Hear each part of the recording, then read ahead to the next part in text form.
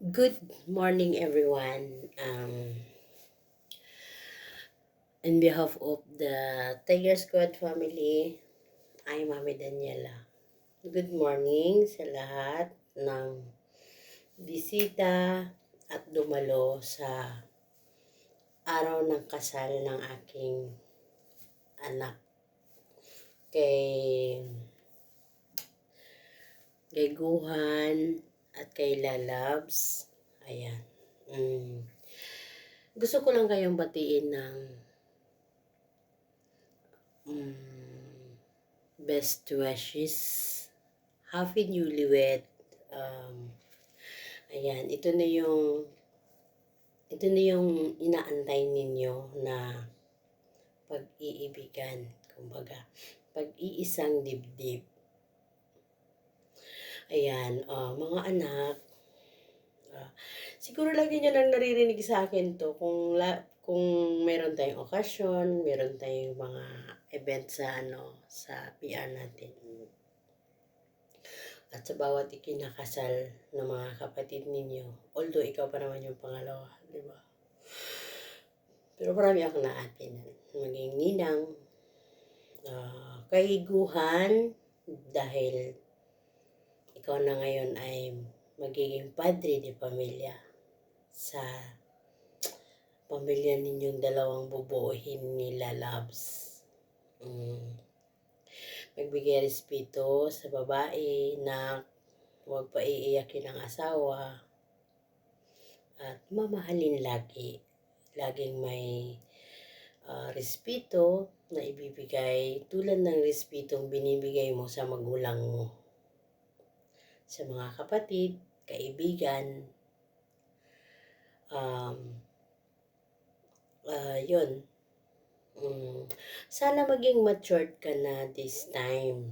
Kasi bubuo na kayo ng pamilyang dalawa ni Lalabs, diba?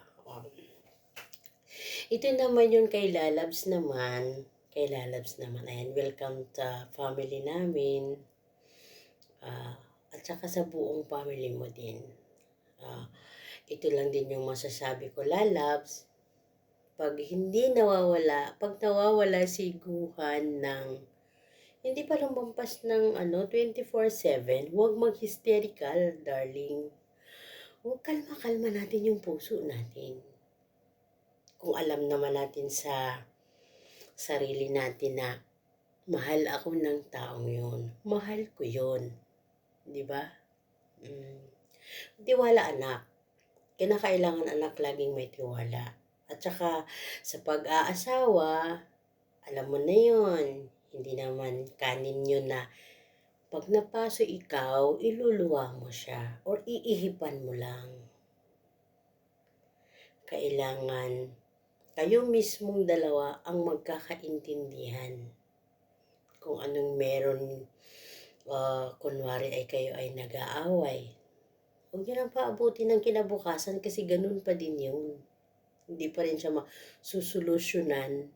Kung away kayo ngayon, tapos kinabukasan, ganun pa rin yung problema. Dapat, bago kayo natulog, pagkagising nyo, okay na, wala na, di ba? Sabi nga nila, mas masarap daw yung may away kasi pag kinabukasan, may sarap. Joke lang. Yun nga.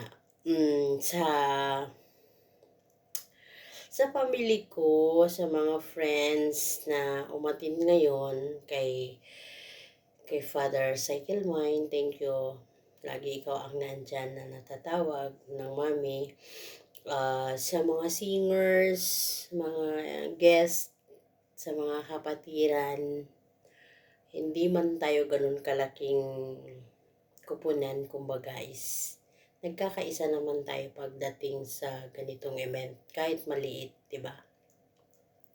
Respeto bawat isa sa atin ay lagi kong sinasabi yon na respeto ang bawat isa sa atin. Tulad nga ng sinasabi ko, pag may nagbabalahura sa atin, hindi naman kawalan sa buhay natin yung mumurahin nila tayo in front of our BR or inside our house. Pwede naman tayong manahimik, di ba? Pero kung alam naman natin sumusobra naman, malabis naman yon. Yun naman ang hindi na maganda. Pero kung alam naman natin kontrolin yung mga sarili natin, kung sino man yung nagmura sa atin, pwede tayo mag-mute. Hayaan natin siyang kumuda. Mapapagod din yun, di ba? Kasi hindi naman tayo balahura person. Yun yung mga sinasabi ko na yung ganong pag-uugali is nasa tao po yun. Kasi galing din ako sa balahurang family. Mga anak ko din balahura, pero nirerespeto ako, hindi po sila nagbabalahura sa bahay ko. At sila mismo, hindi sila nagsusuot ng nimtag ko dahil ayaw nila na mabalahura din ako. Alam nyo naman kung sino kayo, kung nakakapanood o nakakakinig kayo sa mga sinasabi ko, alam nyo kung sino kayo. Ayan. Mahal ko kayo kahit saang family kayo.